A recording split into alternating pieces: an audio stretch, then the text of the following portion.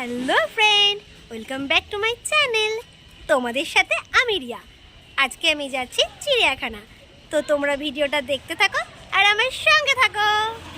আমরা বাসে উঠে পড়েছি চিড়িয়াখানা যাওয়ার জন্য। বাসটা এখনই ছাড়বে, বাসটা 12:50 ছাড়বে। এখন টাইম হয়ে গেছে, তো চলো বাস ছেড়ে দিয়েছে, যাওয়া যাক। তোমাদের সঙ্গে আবার চিড়িয়াখানায় গিয়ে কথা বলছি। এই চিড়িয়াখানা যাওয়ার ভিডিওটা আমি কিছুদিন আগেই করেছিলাম, তবে এই ভিডিওটা তোমাদের সঙ্গে শেয়ার করা হয়নি। কেন বলো তো? তোমরা তো জানো যে আমি দোকানে কাজ করি, কাজের ফাঁকে আর সময় হয়ে ওঠেনি এটা এডিট করার, তাই এটা আর আপলোড করা হয়নি। তো আজকে এই ভিডিওটা তোমাদের সামনে আপলোড করলাম। তো চিড়িয়াখানা যাওয়ার জন্য বাসে উঠে পড়েছিলাম, বাসটা ছেড়ে দিয়েছে। একটু একটু করে এগিয়ে যাচ্ছিলাম চিড়িয়াখানার দিকে। আমার দিদিবাড়ি থেকে চিড়িয়াখানা যেতে বাসে প্রায় 45 মিনিট লাগে। বাসে বসে বসে একদমই সময় কাটছিল না, তাই ভাবলাম কি করব, তাই একটু বাইরের দিকটা ভিডিও করছিলাম। কি বলো তো, বাসে গেলে না আমার ভীষণ মাথা যন্ত্রণা করে, গাগুলো আর খুব বমি বমি পায়। আমি বাসে একেবারেই চড়তে পারি না।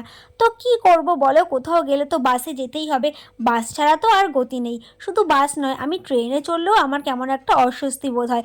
তাই বলে তো কি করা যাবে, কিছু না কিছু তো করে তো যেতেই হবে বলো। তার জন্য বাসে উঠে পড়লাম চিড়িয়াখানা যাওয়ার জন্য। তো অবশেষে বাসটা চিড়িয়াখানার সামনে গিয়ে পৌঁছলো আর আমি চিড়িয়াখানায় নেমে পড়লাম। এবার টিকিট কাটার পালা। টিকিট কাটার জন্য আবার লাইনে দাঁড়াতে হবে। চিড়িয়াখানায় মোটামুটি ভালোই ভিড় ছিল। আমি তো ভেবেছিলাম যে একদমই হয়তো লোক নেই, কেননা আমাদের যেতে যেতে অনেকটা বেলা হয়ে গিয়েছিল। আর এই ভিডিওটা তোমাদের তো বললাম কিছুদিন আগে করা, যেহেতু তখন একটু শীতকাল ছিল, তখন 5টার মধ্যে অন্ধকার হয়ে যায়। আর আমাদের চিড়িয়াখানার ভেতরে ঢুকতে ঢুকতে প্রায় 1:45 বেজে গিয়েছিল, যার ফলে আমি ভাবছিলাম যে কতটুকুনি বা চিড়িয়াখানার ভেতরটা ঘুরতে পারবো। শীতের বেলা দেখতে দেখতে 5টা বেজে যাবে, আর 5টা বাজলেই অন্ধকার হয়ে যায় আর ওখানে সব কিছুই প্রায় বন্ধ হয়ে যায়। তো যাই হোক, যখন চিড়িয়াখানার ঢুকে পড়েছি টিকিট কেটে, তখন তোমাদের যতটুকুনি পারবো ততটুকুনি ঘুরে দেখানোর চেষ্টা করব। তো চিড়িয়াখানার ভেতরে ঢুকে আমি দেখলাম মোটামুটি ভালোই ভিড় আছে। আমি তো ভেবেছিলাম একেবারেই লোক হবে না। এদিকে দেখো, আমার দিদি একটা চিপসের প্যাকেট কিনে নিয়েছে। আসলে চিড়িয়াখানার ভেতরে সেরকমভাবে কিছু পাওয়া যায় না, যা কিছু কিনতে হয় প্রায় বাইরে থেকেই কিনে নিতে হয়। আর ওখানে বাইরে না ভীষণ দাম, আর ওই দাম দিয়েই কিনতে হয়। আর আমার দিদির ছেলে বায়না ধরছিল চিপস খাবে, তার জন্য কিনতেই হয়েছে। কেউ যদি চিড়িয়াখানায় ঘুরতে চাও তাহলে আগের থেকে খাবার টাবার কিনে নিয়ে যাবে, ওখানে দিয়ে কিনবে না। ওখানে সামনের থেকে কিনলে না ভীষণ দাম নেয়। ওখানে 20 টাকা জিনিস নেবে 30 টাকা, 5 টাকা জিনিস নেবে 15 টাকা। ওখানে এতটাই দাম নেয় যে কেনা পুরো দুঃসাধ্য হয়ে যায়। তোমাদের কি বলবো, একটা 20 টাকার কোল্ড ড্রিঙ্কসের দাম নেয় ওখানে 30 টাকা। আমি একটা লিমকা কিনলাম যার দাম ছিল 20 টাকা, কিন্তু সেটা ওখানে 30 টাকা নিয়ে নিল। আমার দিদির ছেলে খুব বায়না করছিল যে আইবল নেবে। আইবলগুলো এখন নতুন বেরিয়েছে লজেন্স টাইপের, ওগুলোর দাম 5 টাকা, ওখানে নিয়ে নিল 15 টাকা। তাই তোমাদের জানিয়ে রাখছি, তোমরা যদি চিড়িয়াখানা ঘুরতে যাও তাহলে চিড়িয়াখানার সামনের দোকান থেকে কিছু কিনবে না, আগের থেকেই কিনে নিয়ে যাবে, নইলে কিন্তু পুরোপুরিভাবে ঠকে যাবে। তোমরা দেখতেই পাচ্ছ, অবশেষে আমি চিড়িয়াখানায় চলে এসেছি। এখন আমি চিড়িয়াখানার ভিতরেই আছি। তো চলো তোমাদের পুরো চিড়িয়াখানাটা ঘুরে দেখাই। আমার সাথে কে কে এসেছে তোমাদের সঙ্গে একটু পরিচয় করিয়ে দিই। পাশে আমার দিদি আছে, তার পাশে আমার দিদির মেয়ে আছে, আমার ভাই আছে, জামাইবাবু আছে, আর এই পাশে আছে দেখো ছোট্টু। আমরা সবাই মিলে এসেছি। তো চলো তোমাদেরকে পুরো চিড়িয়াখানাটা ঘুরে দেখাই। আমাদের আস্তে আস্তে প্রচুর বেলা হয়ে গেছে, এখন প্রায় 2:30 বাজে, কেননা আমাদের বেরোতে বেরোতে অনেকটাই লেট হয়ে গেছে। আমরা তো ভেবেছি পুরো ফাঁকাই থাকবে, যেহেতু এত বেলা হয়ে গেছে। এমনিও শীতের বেলা খুব তাড়াতাড়ি অন্ধকার হয়ে যায়, 5টার মধ্যেই এখন অন্ধকার হয়ে যায়। তো এখানে এসে দেখি মোটামুটি ভালোই ভিড় আছে, একেবারে ফাঁকা নয়। তো চলো আমরা সামনের দিকে এগিয়ে যাচ্ছি, তোমাদের এখন একটু ঘুরিয়ে দেখানো যাবে। দেখো, প্রথমে এই পাখি দেখতে চলে এসেছি। দেখো এখানে অনেক ধরনের পাখি আছে। তো এই পাখিটাকে কি পাখি বলে নামটা আমি ঠিক জানি না, এখানে নাম লেখা ছিল, তো সেই বোর্ডটা এখন নেই। আর আমার হাতে আছে লিমকা। বাসে উঠে আমার খুব মাথা ঘোরাচ্ছিল, বমি পাচ্ছিল, তাই বাস থেকে নেমে একটা লিমকা নিয়ে নিয়েছি। এখন যেহেতু শীতকাল, বড় নেইনি, ঠান্ডা লেগে যাবে, তাই ছোটোই নিয়েছি। তো একটু খেয়ে নেওয়া যাক।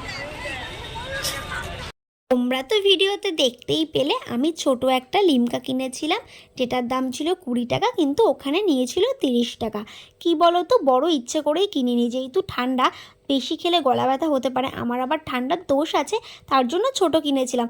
তারপরে এমনিও আমি বড় কিনতাম না, ওখানে এত দাম, বড় কিনলে আরও বেশি প্রাইস নিত, তার থেকে ছোট কিনলাম বলে 10 টাকা বেশিতে হয়ে গেল, না হলে হয়তো আরও বেশি দাম নিয়ে নিত। তো যাই হোক, লিমকাটা খেয়ে এবার আমরা চিড়িয়াখানার সামনের দিকে এগিয়ে গিয়েছিলাম। দেখো এর ভেতরে নানা রকমের পাখি আছে, তবে সব পাখির নাম আমি জানি না, কেননা সব জায়গায় বোর্ড দেওয়া ছিল না, কিছু কিছু জায়গায় বোর্ড টানানো ছিল, বোর্ড দেখে বুঝতে পেরেছি নামগুলো যে কী কী পাখি আছে। আমি প্রায় অনেক বছর আগে চিড়িয়াখানায় গিয়েছিলাম, আজ থেকে প্রায় 7 থেকে 8 বছর মতো আগে। তখন চিড়িয়াখানায় দেখার মতো তাও কিছু ছিল, কিন্তু আমি যে এইবার গেলাম, এইবার চিড়িয়াখানায় দেখার মতো সেরকম কিছুই ছিল না, শুধু দেখার মতো কিছু পাখি ছিল। তাই তোমরা যদি কেউ চিড়িয়াখানা যাওয়ার কথা ভাবো তো ভেবে নিও, ওখানে দেখতে সেরকম কিছুই পাবে না। ওখানে টিকিট ভাড়া এক একজন 50 টাকা করে নেয়, মাথা পিছু 50 টাকা এক একটা টিকিট। তো ওখানে 50 টাকা দিয়ে টিকিট কেটে ঢোকার পর ওখানে আমি কিছুই দেখতে পেলাম না, ওখানে শুধু কিছু পাখি দেখতে পেয়েছি, আর দুটো বাঘ দেখতে পেয়েছি, একটা হয়তো হাতি। তবে সেই বাঘ হাতিগুলোর এতটাই বয়স হয়ে গেছে, তোমাদের কি বলবো, দেখার মতো সেইভাবে কিছুই ছিল না। দেখো এখানে কিছু বক আছে, হাঁস আছে, মানে এইসব নর্মাল দেখতে পেয়েছি। চিড়িয়াখানায় এখন আর কিছুই নেই, নামেই আলিপুর জু, কিন্তু দেখার মতো সত্যি কিছুই ছিল না।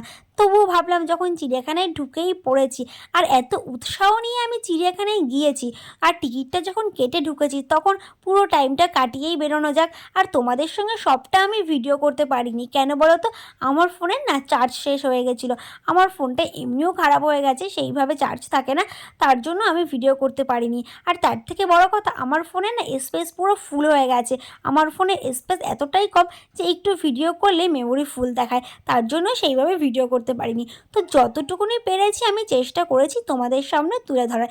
চিড়িয়াখানার ভিতরে তো আমি সেইভাবে পশু পাখি দেখতে পাইনি, তবে এই ফুলের বাগানটা আমার খুব ভালো লেগেছিল। আর আমার যেটা ভালো লেগেছে এই গাছটা, দেখো এই গাছে কত বাদুড় ঝুলছে, এটা কি গাছ আমি বলতে পারবো না, কিন্তু এর ভেতরে এত বাদুড় ছিল না, ওটা দেখতে আমার খুব ভালো লাগছিল, তার জন্য আমি জুম করে একটু ক্যামেরায় নেওয়ার চেষ্টা করছিলাম, কিন্তু ক্যামেরায় সেইভাবে আসেনি। তোমরা দেখতে পাচ্ছ কিনা ঠিক আমি বুঝতে পারছি না, কিন্তু দেখো আমি অনেকটা তোমাদের দেখানোর চেষ্টা করেছি বাদুড়গুলোকে। এতগুলো বাদুড় একসঙ্গে ছিল গাছের ডালে, তোমাদের কি বলবো, ভীষণ ভালো লাগছিল, তার জন্য ওটা একটু ভিডিও করে নিলাম। আর এই ফুল গাছগুলোও আমার ভালো লাগছিল। যাই হোক, চিড়িয়াখানায় গিয়ে তো পশু পাখি সেইভাবে দেখা যায় না, তাই এই ফুলের বাগানগুলোরই ভিডিও করি, কি আর করা যাবে তাই না, তার জন্য আমি এই ফুলের বাগানগুলোকেও ক্যামেরায় বন্দি করে নিলাম। এরপর আমরা সবাই গুটি গুটি পায়ে এগিয়ে গেলাম সামনের দিকে। সামনে এগিয়ে দেখছিলাম যে আর কি কি আছে দেখার মতো, হাঁটছিলাম আর আমি মনে মনে ভাবছিলাম কি করতে যে এসেছি চিড়িয়াখানায় কে জানে, এর থেকে যদি আমি ইকো পার্কে যেতাম সেটা বোধহয় অনেক ভালো হতো, এখানে তো কিছুই নেই, কি করতে যে এলাম, এটা মনে মনে ভাবছি আর হাঁটছি, এটা আমি কারো কাছে প্রকাশ করছিলাম না, কেননা আমার দিদি আমাকে বারণ করেছিল যে চিড়িয়াখানায় যেতে হবে না, চল আমরা সবাই মিলে ইকো পার্কে ঘুরে আসি, চিড়িয়াখানায় কিন্তু দেখার মতো সেরকম কিছু নেই, যাওয়ার দরকার নেই। আমি বায়না করলাম, না আমি ইকো পার্কে যাব না, আমি চিড়িয়াখানায় যাব, তার জন্য আমি না সেরকমভাবে কিছু বলছিলাম না। তারপরে সামনে এগিয়ে গিয়েই দেখি যে এই ভিতরে নেটের ভেতরে দুটো হাতি আছে, আর হাতি দুটো অনেক দূরে দাঁড়িয়েছিল, তাই ক্যামেরায় না অসম্ভব ছিল, তবুও আমি জুম করে নেওয়ার চেষ্টা করেছি। হাতি দুটো না অনেক বয়স হয়ে গিয়েছিল। আমি তো চিড়িয়াখানার পুরো ভিডিওটা তোমাদের সঙ্গে শেয়ার করলাম, ভালো লাগলে অবশ্যই কমেন্ট করো।